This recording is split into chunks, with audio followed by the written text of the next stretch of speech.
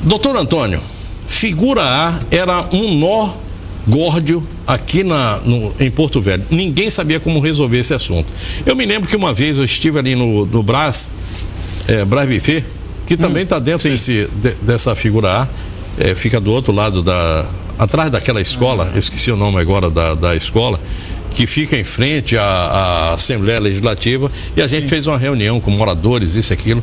Desde aquela época já tentava se resolver alguma coisa. Agora parece que a coisa está resolvida, né? Muito boa noite. Então, boa noite, Léo, boa noite aos telespectadores. Realmente a figura A foi um dos grandes desafios da minha vida, né? Porque é um conflito de 100 anos, nós estamos falando aqui num conflito de 100 anos, que houve tentativas em 1939 para resolver, depois na década de 70, em 80, e isso veio postergando as dificuldades, que na verdade ali é uma ação técnica, então na verdade precisava de muitos trabalhos técnicos, que graças a Deus com o trabalho e o apoio, né, da Prefeitura de Porto Velho, o Patrimônio da União, nós conseguimos desenrolar esse nó e hoje ele está praticamente encaminhado à solução. Eu falei nome aqui de pelo menos 3 pessoas, mas deve ter muito mais gente que esteve envolvida nisso aí. Como eu não tenho aqui o nome de todo mundo, e praticamente toda a população que reside ali no bairro Arigolândia esteve envolvida nessa regularização, nesses pedidos, então eu deixo de citá-los e cito apenas aqueles que eu me lembrei aqui, mas tem o Flávio Jurado. Sim. Tá, o doutor Flávio Jurado, que mora ali também. Enfim, a tia Rose. A tia Rose, que faz, né, aqueles sonhos maravilhosos. Então, um abraço para a tia Rose. Tem muita gente que esteve ali assim. Eu vou colocar uma imagem da figura A, porque a gente está falando aqui, o pessoal de Porto Velho, muito pouca gente em Porto Velho sabe definir exatamente o que é a figura A. Tanto que tem gente falando o seguinte, que a figura A pega o bairro Areal, não pega. Então joga aí para mim, se tiver já na tela aí, ou tiver com vocês aí, joga para mim esse mapazinho aí, que aparece o Rio Madeira. Na hora que tiver no ponto aí, pode soltar. Tá no ponto? Tô esperando. Ah, tá, o pessoal tá mandando aí, então daqui a pouco tá mandando aí. Enquanto eles preparam lá, eu vou fazer o seguinte, pede lá o pessoal do pessoal da edição, ficou de mandar para cá, deve estar subindo aí para vocês agora. Então tá beleza, pode soltar ela aí agora para mim, por favor. Pronto, a figura A é essa aí, essa parte cinza que você está vendo aí na parte superior da tela é o Rio Madeira. E a partir dali você tem uma linha reta que se encaminha lá pro... É da Presidente Dutra para o Rio Madeira, né? Da Presidente para o Rio Madeira, tudo, né? E da Rio de Janeiro até o Porto. Dá para vocês aproximarem um pouco mais essa foto aí? Não sei se dá. Não dá. Ali a gente tá vendo aquela parte oval ali, é o estádio Aloysio Ferreira, como você pode ver. A estrada de ferro Madeira Mamoré, tá? Aquela parte à esquerda lá, ela faz curva, parte. Lá. As caixas d'água. Sim. As 3 caixas d'água. Quer dizer, tem muita coisa. E tudo aquilo que era considerado o antigo aeroporto de Porto Velho, não é isso? Panero, Panair, né? O bairro Panair, né? O bairro Panair, que tem história. O pessoal chama até hoje de Panair. Eu acho barato, é o bairro da Paner. Mas enfim, tá lá. O porto, né? Sim. Tudo isso estava dentro da Cainágua, né? O famoso chamado Cainágua. Enfim, o Cainágua também? Ali abaixo da União, aquela região. O Cainágua, o bairro Triângulo também está? Sim, é parte do Triângulo. Parte do Triângulo. Então, né? A gente tem ali parte do Triângulo, o Baixa da União, que vem até a João Alfredo ali, mais ou menos, né? Que é ali perto do antigo primeiro DP. Aí depois vem ali da Estrada de Ferro Madeira Mamoré, vai até que é a parte central da cidade, até a Pinheiro Machado. Aí da Pinheiro Machado já começa o bairro Arigolândia, o Panair, o Pedrinhas, um pedaço do Pedrinhas, e onde temos ali as casas militares ali, que é da Aeronáutica, do Exército, ali é o chamado bairro Olaria. O TJ, o Tribunal de Justiça, o Tribunal de Justiça, tudo isso. Tudo, o Cláudio Coutinho, aquela região toda ali estava dentro, agora, dentro da figura A. Tudo isso aí está resolvido, né? A partir de agora. Então, nós conseguimos abrir, o que eu costumo dizer é o seguinte, nós conseguimos colocar o primeiro boi para a boiada entrar, né? Então o primeiro trabalho foi com o bairro Panair, ou Paner, né? Até é esse que fica lá na Balsa. Isso. Perto da Balsa. Pega ali a Balsa, vai até a Zé Camacho e da Farquara ali pro lado do rio. Então o Paner foi o primeiro que nós fizemos, foi o que mais, assim, ele serviu como um modelo, um protótipo. Aliás, ali tem um condomínio antigamente condomínio de luxo, um condomínio médio hoje. Jardim das Palmeiras, que continua sendo um condomínio, tido como um condomínio de luxo. Aquilo lá.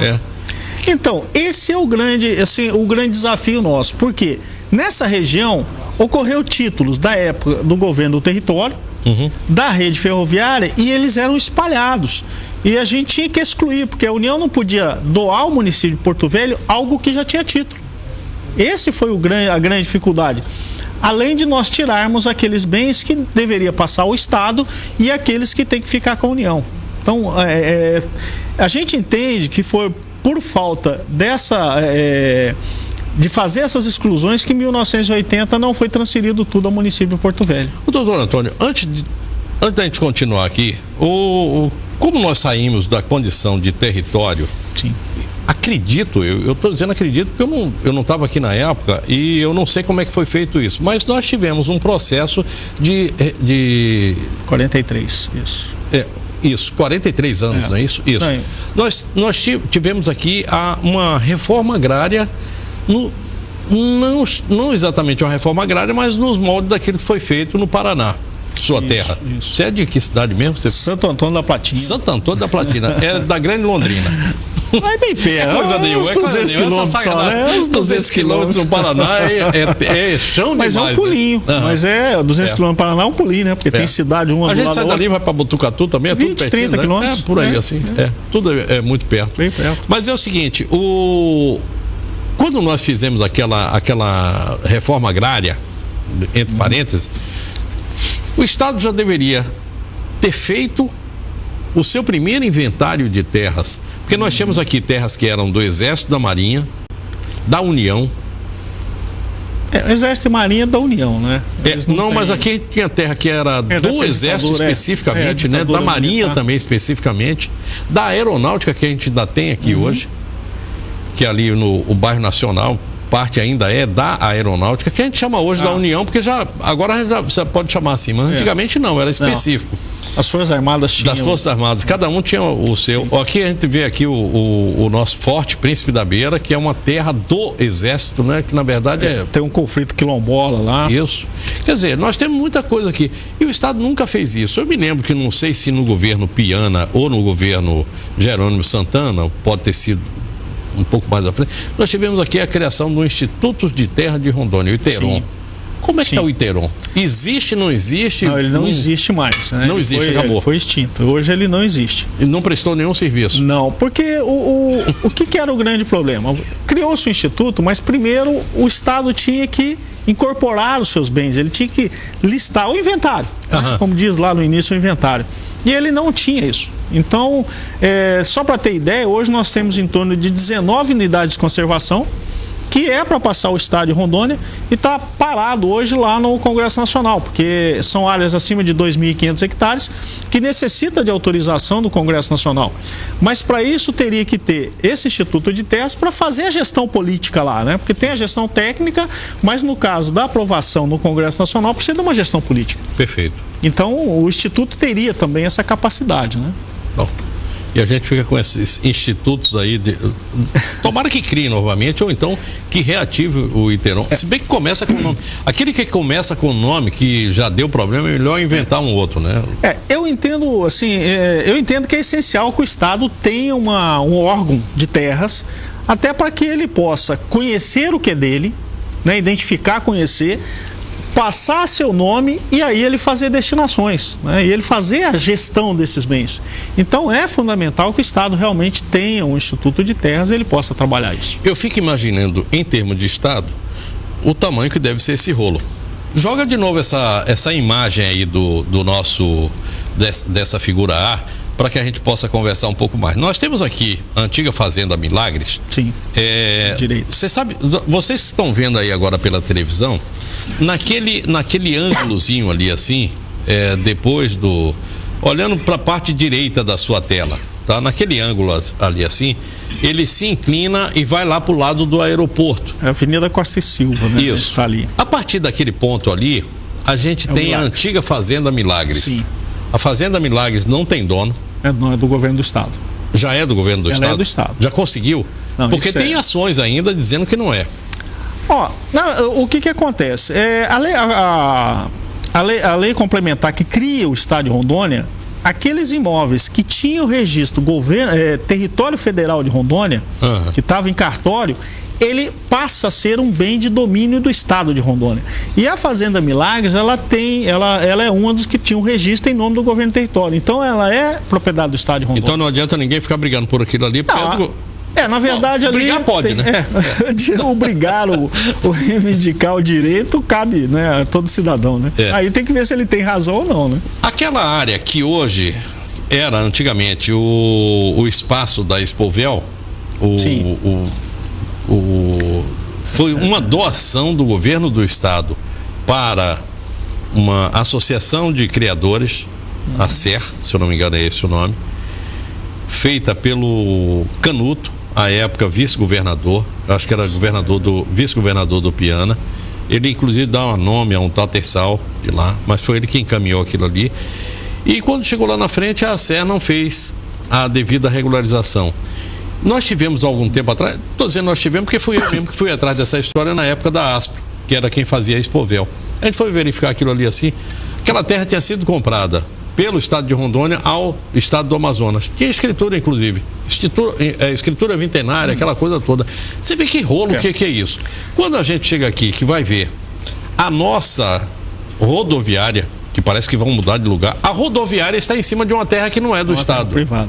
E há pouco tempo atrás, na época do Roberto Sobrinho, não é culpa dele nem nada, mas é o seguinte, é que foi construído aqui um grupo de apartamentos em cima de uma terra que também não é dele. Não é da prefeitura.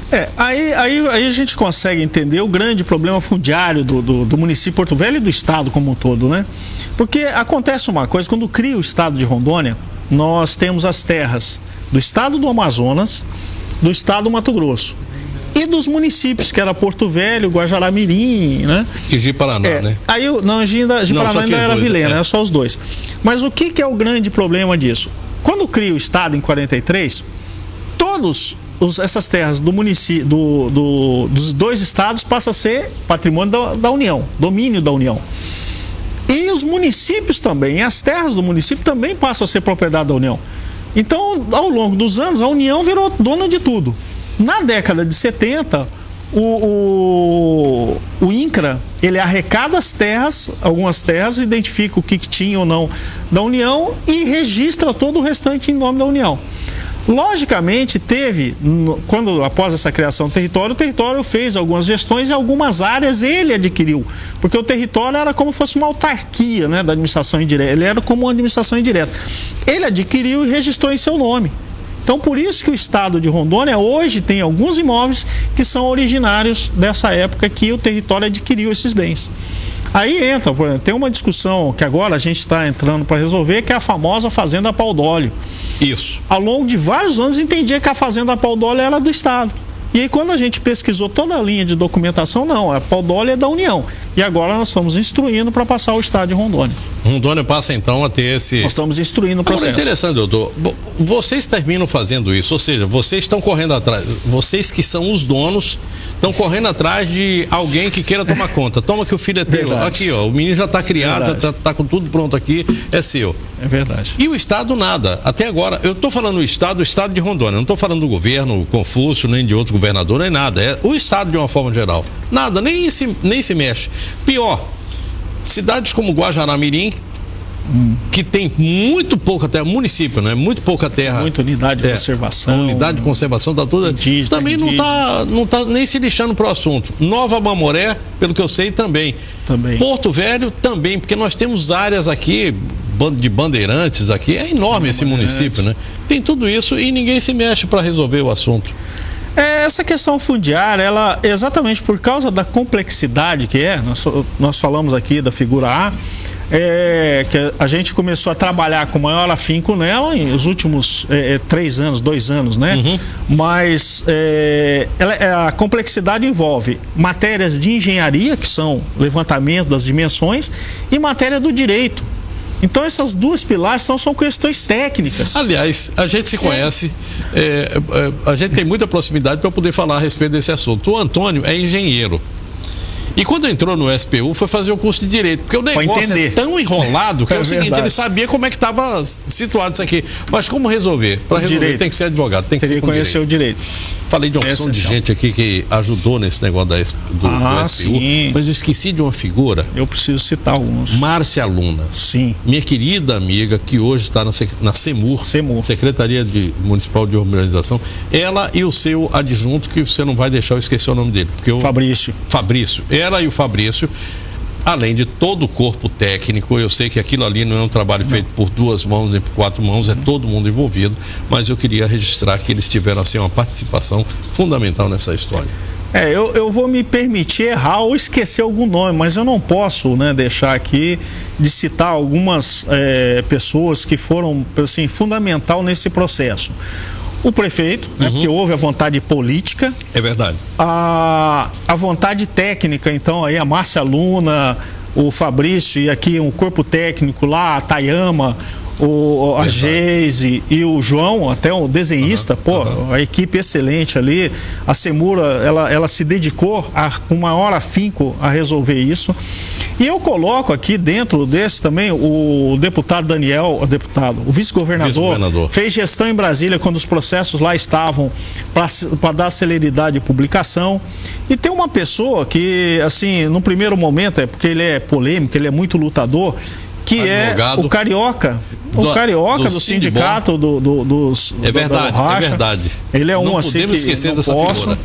E aí ainda quero também incluir aqui, aí lógico, o papel deles muitas vezes ficava contra o patrimônio da União, e eu falava assim, eu costumava dizer, de vez em quando eu estava no céu, de vez em quando eu estava no inferno, e oscilava isso, mas a associação dos moradores da figura A, que ali está lá o Narciso, né, o seu Narciso, o Naciel, presidente da associação, que, assim, me forçou a fazer um teste de paciência na minha vida, mas eles, exatamente por eles correrem atrás do interesse deles, mobilizou a União e mobilizou o município em buscar a solução disso.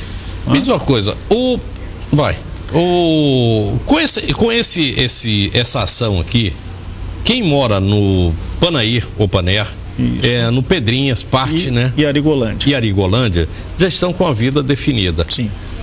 Isso foi doado para eles, ou eles ainda têm, por exemplo, o laudêmio, o aforamento, alguma coisa para pagar? Como é que fica? Então, a partir da portaria de autorização para doar ao município, nós cessamos todas as cobranças. Então, esses 3 bairros hoje, nós já fizemos, dentro do sistema eletrônico do Patrimônio da União, nós fizemos a suspensão de todas as cobranças. Então, eles não vão pagar mais para a União agora. O que eles têm que fazer, e isso a Márcia Luna já tomou as providências, que é fazer os seus cadastros, atualizar os seus cadastros lá na CEMU, e a partir daí vão instruir o processo para receber o imóvel.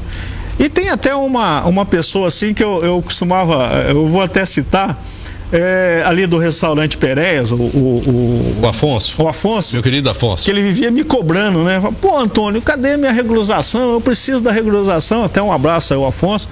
E eu sempre ia lá almoçar, eu falei, pô, mas até na minha hora do almoço, né? Eu brincava com ele. Já tava pensando em trocar de restaurante. Já tava me cobrando. Mas lógico, ele tá lutando pelo seu interesse.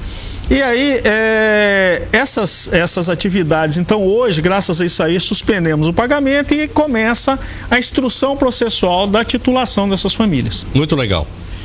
Então, olha, você que é dessa figura A, já começa a correr atrás. Aí você diz assim, mas a minha parte ainda não foi. Queria lembrar que o pessoal do Areal, bairro Areal, não está Não. Nessa figura A. Pode titular direto com o município. Se tiver já pode falar coisa. direto.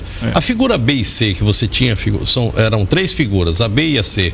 Já foi resolvido também o assunto? Então, não? Essas chamadas figuras A, B e C, elas nascem em 1939, que é a primeira tentativa que ocorreu da pacificação do conflito que tinha ali, né? A Madeira Mamoré, junto com os moradores, viviam em atrito. Desde 1915, lá quando cria o município de Porto Velho. Então, em 1939, deu a figura C ao município. Olha como é que a coisa é... Por que ela chega no vai e volta as dificuldades? Quando doa em 39 a figura C, então o município de Porto Velho tinha uma terra. A figura B continuou com a União, A e B. Só que acontece, em 1943, cria o estado de Rondônia, aquela terra que era do município voltou a ser da... União. Então, olha... Quando chega em 1980, aí o INCRA demarca o perímetro urbano da cidade de Porto Velho e exclui áreas. Entre elas, excluiu a figura A, mas repassou a figura B e essa área que lá atrás tinha voltado para a União. Então, a figura B e C passou a ser do município de Porto Velho. Pode ser resolvido. Isso. Só para a gente encerrar aqui, a Estrada de Ferro Madeira Mamoré é hoje patrimônio da Prefeitura? Não. Ela, da União. Ela é da União, com cessão de 20 anos para a Prefeitura. Prefeitura, cessão de 20 anos. A gestão é dela. A propriedade é da União. Sessão de 20 anos. Sessão de 20 anos. Não pode ser ad eterno mais 3 dias. Bom, é o seguinte, daqui a 20 anos ninguém vai fazer absolutamente nada, a União pega de volta e a gente vai resolver. Pronto, Everton, tá aqui uma ótima notícia para você, pro Papo de Redação amanhã. 20 anos e estamos conversando. A partir de quando? Ela foi em 2000 e... Não, a passagem para lá foi em 2006. 2006. Em 2026, a Estrada de Ferro Madeira Mamoré volta para o domínio da União e aí pode ser que alguém vá fazer alguma coisa. Porque até lá, acredite, ninguém vai fazer absolutamente nada. Não é verdade, Zé Carlos de Sá? Não é verdade, Francisco Lemos? Não é verdade, Everton Leone? Não é verdade, Beni Andrade? É verdade. Doutor Antônio, vamos lá. Como é que anda a questão das terras ditas públicas, de florestas, quilombolas, indígenas, enfim, como é que anda isso aí?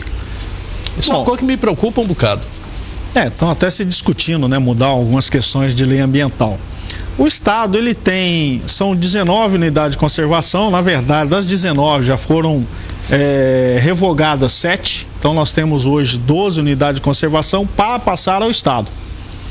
Então, as regiões principalmente ali de Guajará-Mirim, essa região ali de Costa Marques, aqui em Nova Mamoré, então essa região tem bastante áreas, tanto indígena como de conservação. Dentro dessas áreas indígenas, a gente repassa... Guaporé, né? A gente repassa a FUNAI. Então aí a FUNAI, a partir do momento a gente repassa para ela faz gestão junto com a etnia que lá tiver... ocupando aquele espaço.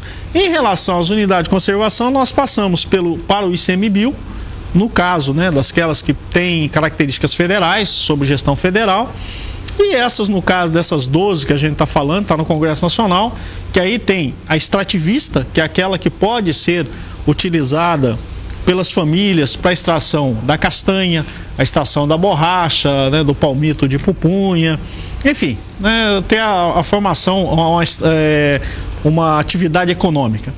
Tem aquelas tipo a Rebio do Guaporé, lá não pode ter nada, apenas a mata mesmo por si só e vigilante. Que vai ser só a mesma coisa lá da Fazenda Paudórios, né?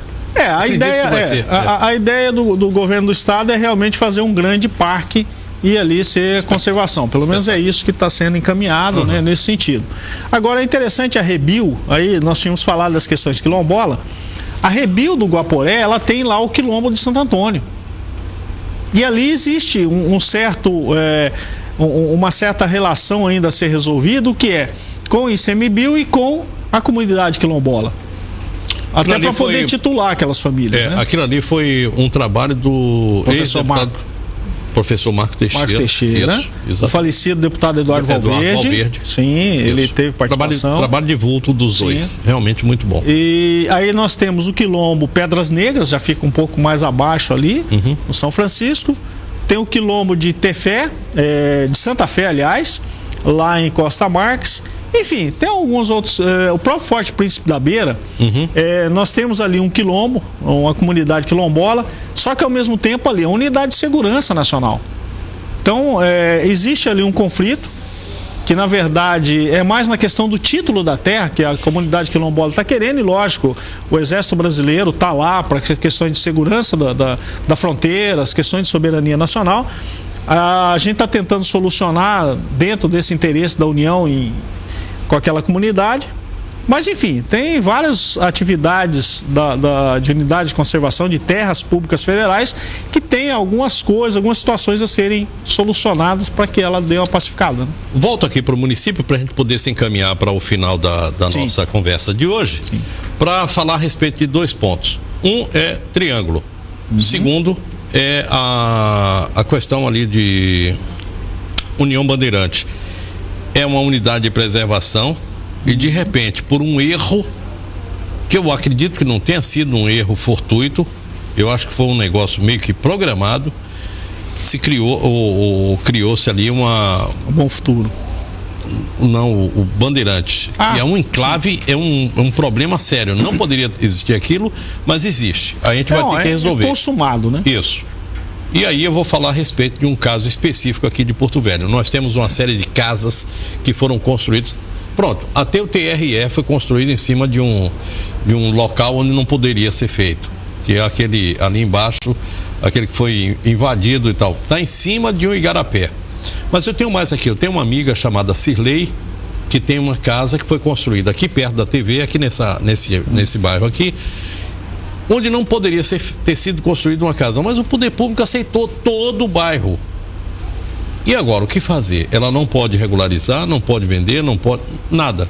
O que fazer com essas coisas? 3 perguntas aí para você, em 3 minutos. Bom, vamos ver dentro dessa linha de ação. Bom, o bairro Triângulo e ali o Baixa da União é um bairro que a gente vai trabalhar para o ano que vem. Ele é um pouco mais complexo, né? Até porque tem as áreas alagadas, aquelas áreas de preservação.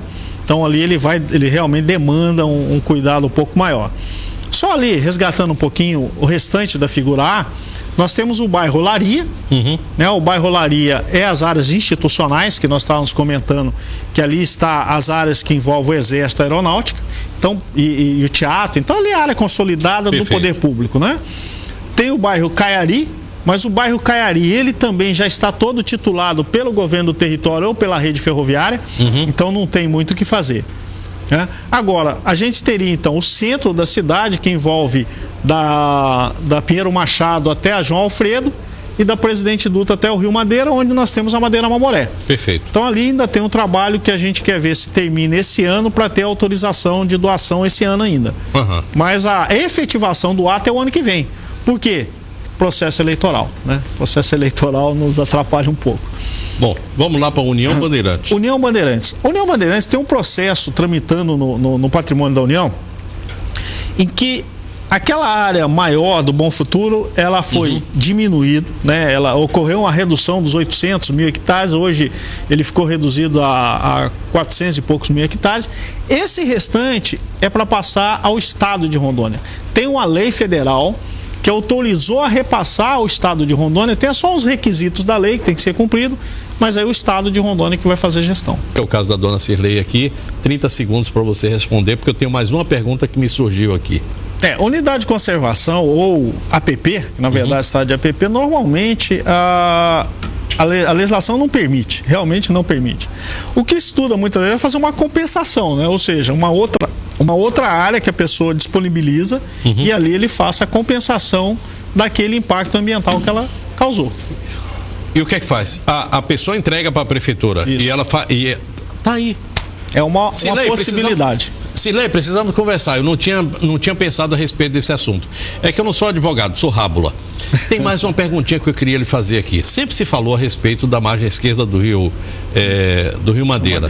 Nós temos ali, estou falando aqui dessa parte bem em frente à cidade. Não vou nem falar da do bendito Joana d'Arc, porque aquilo ali é um erro crasso, que eu não sei, alguém vai ter que consertar aquilo ali, vai ter que pagar os investimentos que foram feitos lá para o pessoal, porque aquilo ali é erro.